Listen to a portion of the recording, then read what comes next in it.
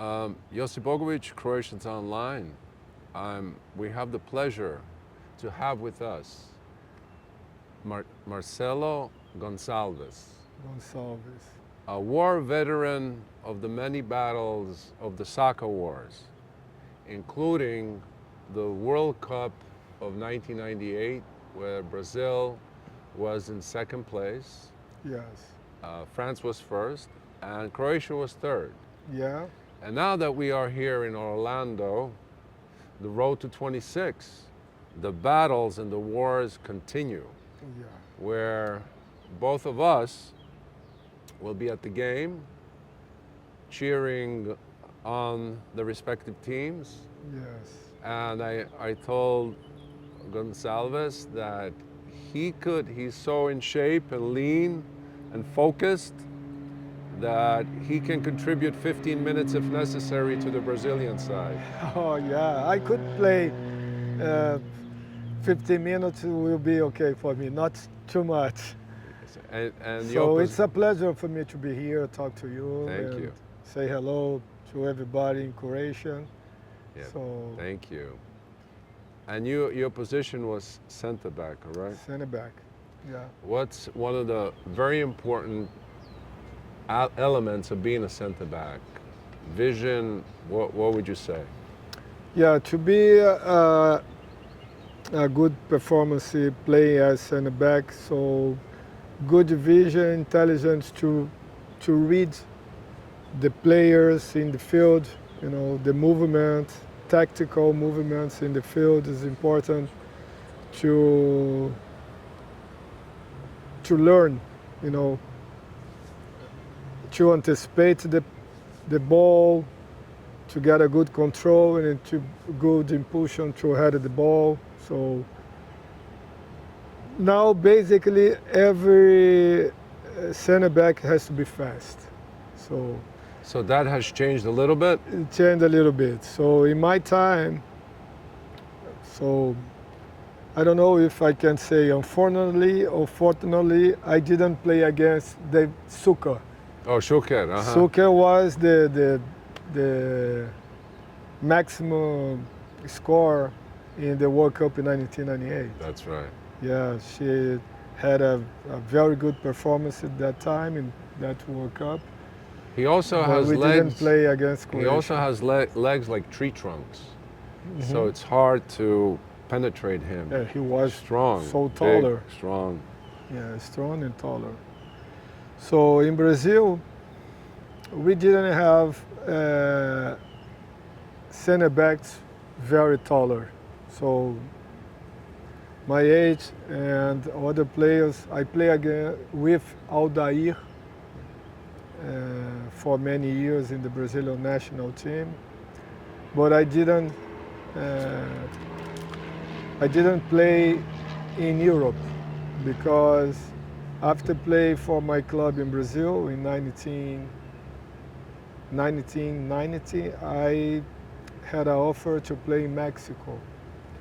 And then I went to play in Mexico and I played there for 5 years. After 5 years, I come back to Botafogo, my club in Brazil, and then I start to play with the Brazilian national team. When I debut, I started to play with the Brazilian national team. I was with 30 years old, so experienced player, not so young. Right, right. And then, so which coach singled you out and said, Gonçalves is the guy for me? Zagallo. Zagallo. Yes, and Zagallo was technical director 4 years before, in 1994, when Brazil won the World Cup. Zagallo and Parreira, Carlos Alberto Parreira, was a coach of the Brazilian national team. But in 1995, Zagallo started to coach, to be a first coach of the Brazilian national team. So he was the most important coach ever in the Brazilian history, soccer, football history. Do they have a little statue of him somewhere or a big statue? No, yeah. Uh, They should, right? yeah, should, because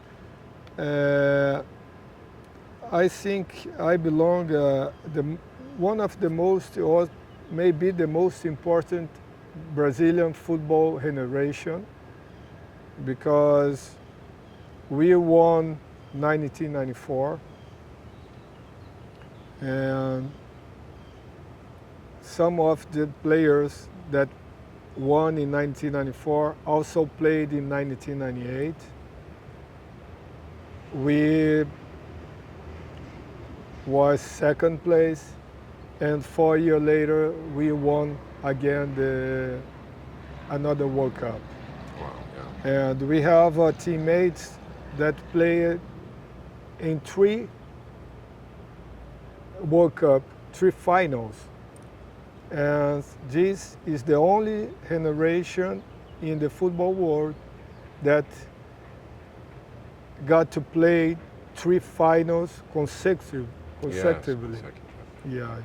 So And on my then- next question, which relates to what you just said, how does the team of 1998, 94, and 2002, how does those teams, the golden generation of Brazil, compare Yes. to today's Brazilian national team? Today is different because the football has been changed, and you can see more Brazilian players play in Europe that we had in the past.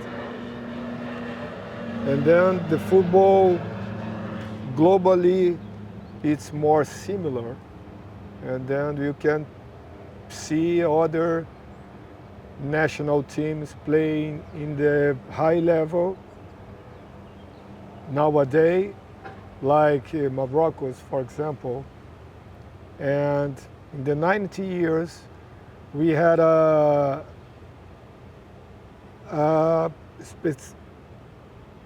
big national teams, very well known, like Italy, Germany, Spain, Brazil, and Argentina. But was very difficult. You see this national team had a difficult play against, for example, Morocco or Africans teams, or in terms of clubs, you can you have a big clubs and small clubs or medium clubs, because of the history and the championships. But in terms of World Cup, we have few national teams that won the World Cup. So in a it's more sense, difficult for example, countries from Middle East to get a level and play high level to beat these big national teams, like all traditional national teams. So in a way, what you're saying is that Brazil has lost its identity or style of play, in a sense, because a lot of the players play abroad and in Europe. Yes, I think so. Nowadays, the Brazilian players with 20, 21, 22 years old, they have a dream to play in Europe. Most of them. And when they have some opportunity, they want to go.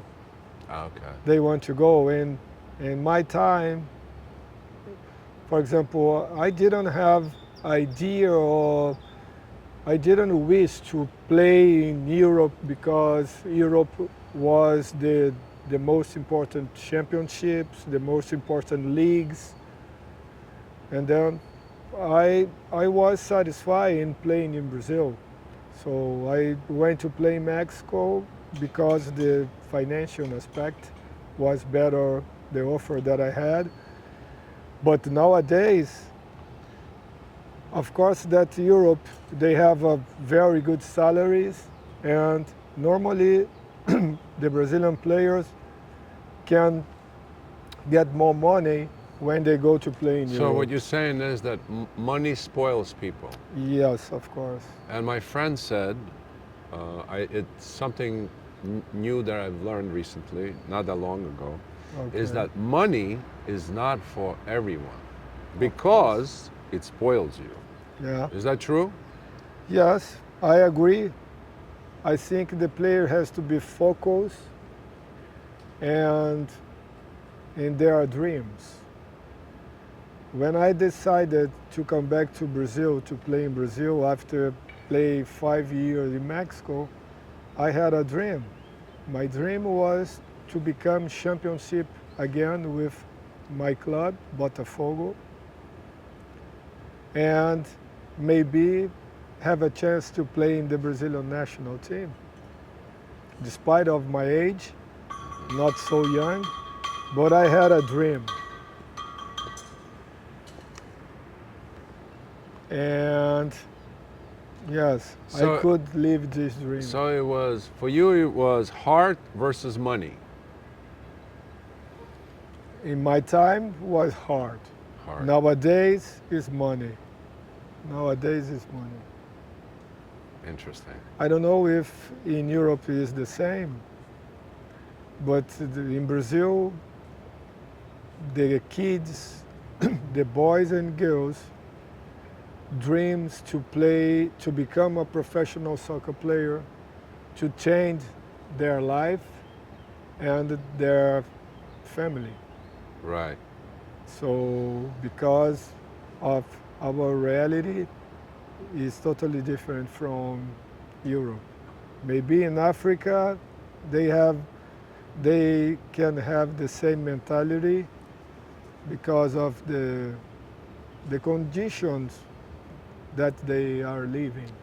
Well, so I spoke with some of the fans here, and they said that Neymar, for example, that's their impression. The Brazilian fans here, they said that their impression of Neymar is that he suffers a little bit from egalitarianism, like, you know, having money, you know, feeling a little bit like the statue of Jesus, you Yeah. know, in Rio de Janeiro. You know, a certain little complex. What do you think about that? I'm from Rio de Janeiro. I born in Rio and have my whole family there. But the problem in Brazil is the soccer players, the football players, when they got a good level and they are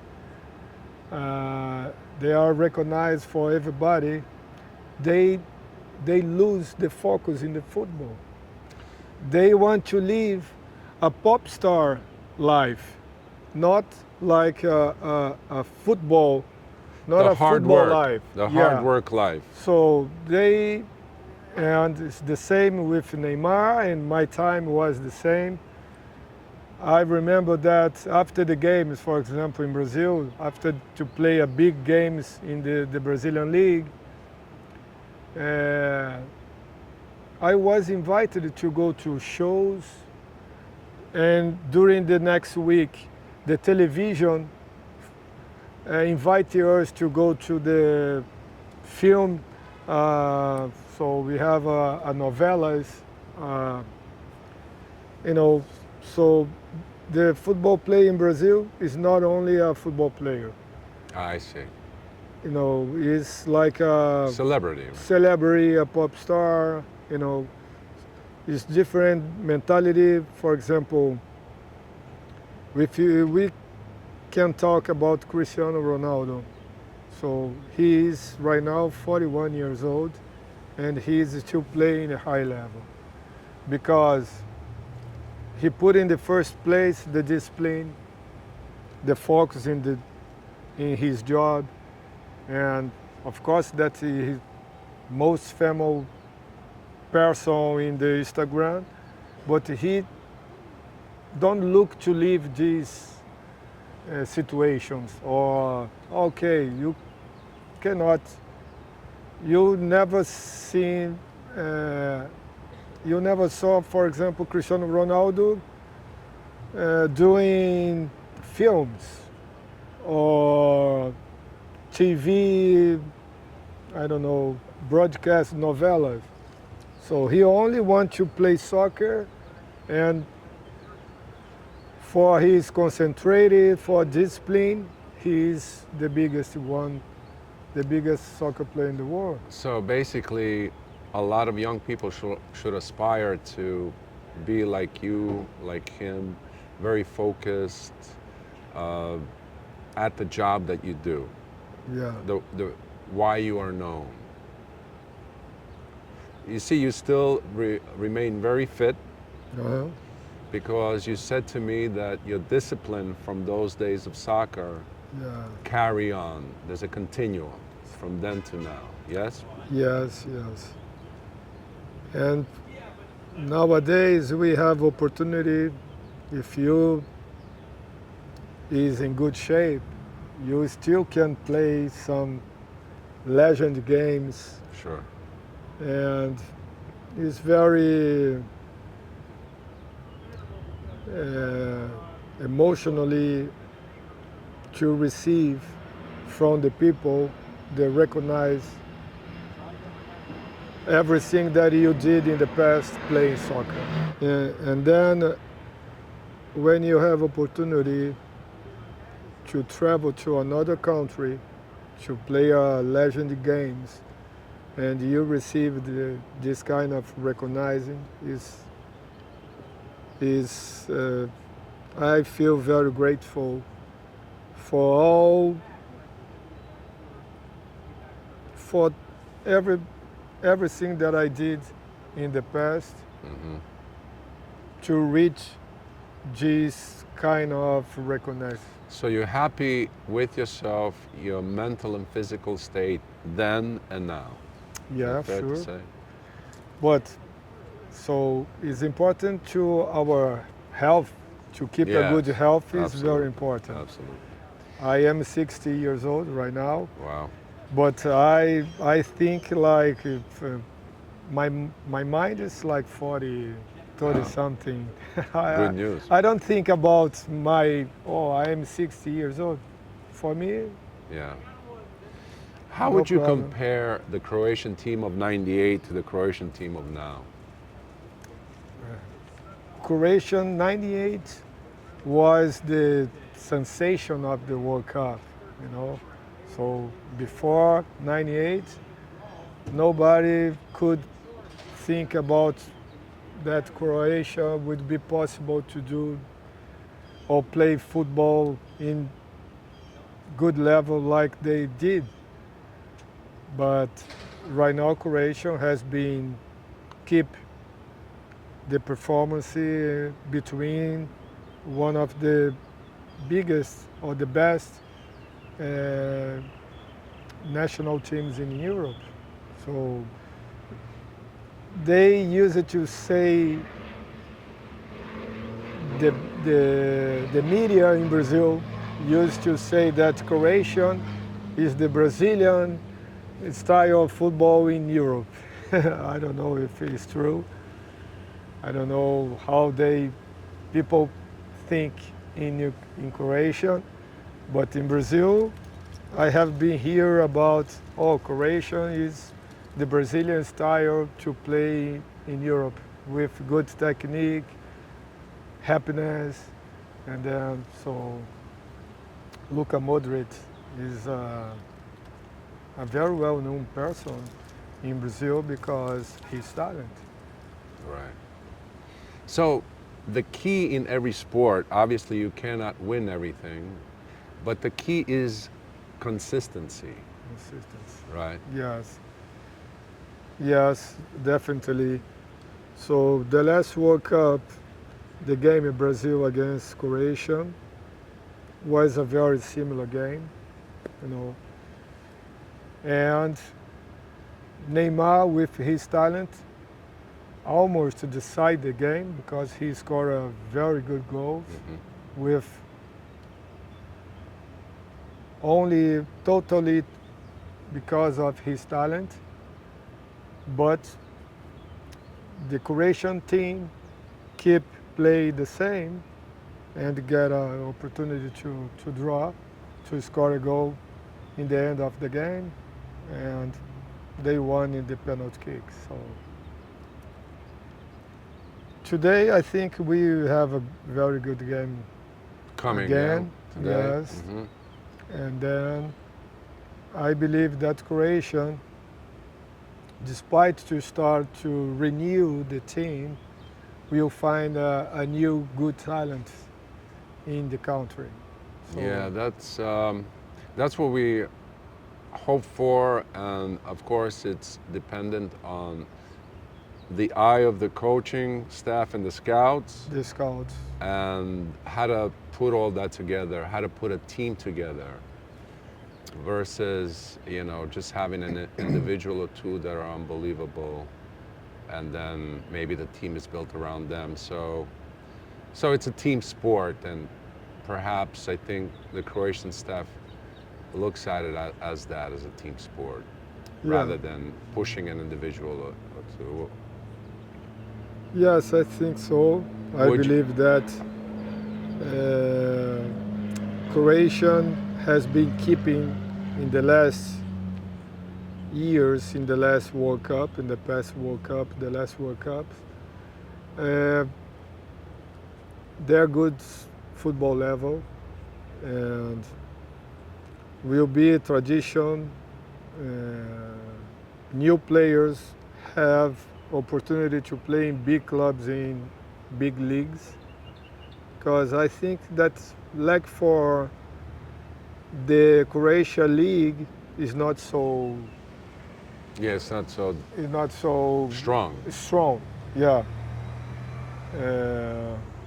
To get attention of the others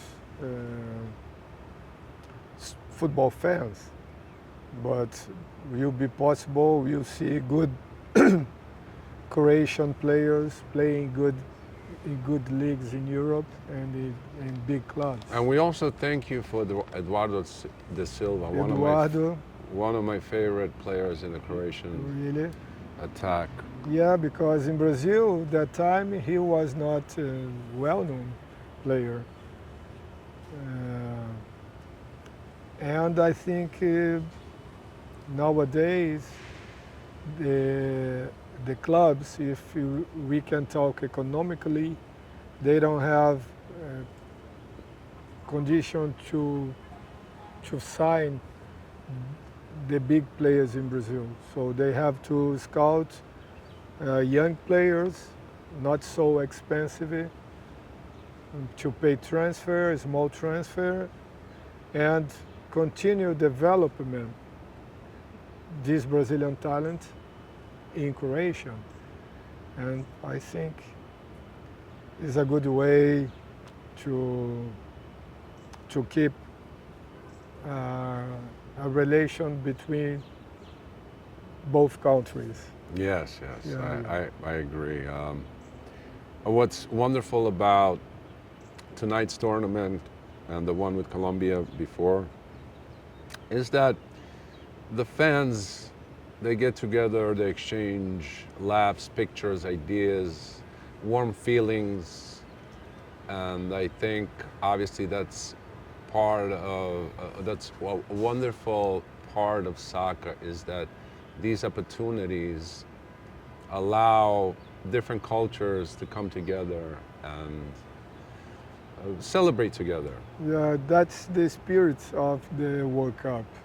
These tournaments, the Road to 26, Croatia versus Colombia, Croatia versus Brazil, I mentioned that what's also very wonderful is that the cultures of different countries, they come together and they celebrate together, they hang out together, exchange pictures, ideas, smiles, and you mentioned that that is the spirit of the World Cup. the same spirit and a mix of culture in Orlando. That's an amazing city, and we can have a World Cup environment. You know, it's a kind of warm-up for the World Cup. Yeah. Yes, I'm very happy to be here and to live this environment. And it's motivated for Yeah. the World Cup. That's why I'm going to give you a hug when I see you at the stadium. Yeah, yeah. I guess the last question or two is, you have Vicinius Jr. and João Pedro. Do you think that the team, the Brazilian team, is built around the forwards or not? We have for center forward, João Pedro, Igor Thiago has scored a lot of goals in the Premier League, but is a new player for the Brazilian national team. And we have Richarlison that didn't come to this opportunity, and the other players. So, but I think the power of the Brazilian offensively, if we talk about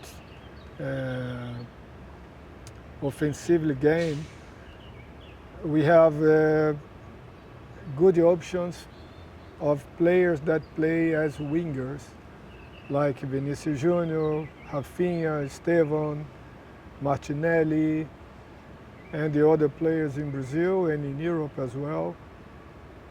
But the problem is to get a good balance between the offensive way to play and defensive way to play. So you think maybe Brazil is a little weak on the defense? Of course, I agree. Brazil needs to improve their defensive organization. You know, we have a very good counterattack when you got the ball and you can play with the wingers that we have. So we have a fantastic players playing a good moment in Europe in different leagues. But I think Ancelotti will be putting focus and find this balance between offensive players and defensive players. So I'm going to give you an embrace to start off tonight's game. Yeah. We thank you so much, Marcelo Gonçalves, for your time. I learned many new things from our conversation. As you mentioned, some of the key things were that the European migration of Brazilian players has lost a little bit of that cohesion that you had in the earlier days, the golden years of Brazil. That's one of the important takeaways. Yeah. You know, along with many other things that you said that were very educational. So we thank you. I appreciate. Thank you for the opportunity to be here, talk to you guys.